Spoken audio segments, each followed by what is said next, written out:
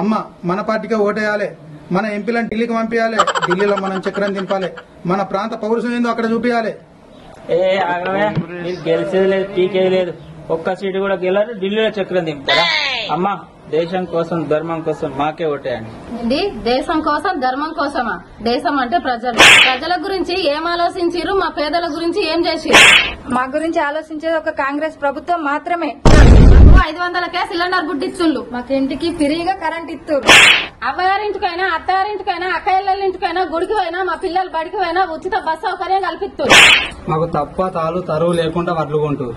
ఈ 15 ఆగస్టు వరకల్లా 2 లక్షల రుణమాఫీ ఎత్తురు.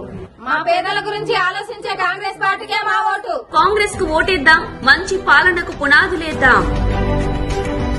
మన భవిష్యత్తులు బాగుపడాలంటే చేతి గుర్తుకు ఓటేసి మన నిజామాబాద్ పార్లమెంట్ సభ్యుడిగా జీవనన్నను గెలిపిద్దాం.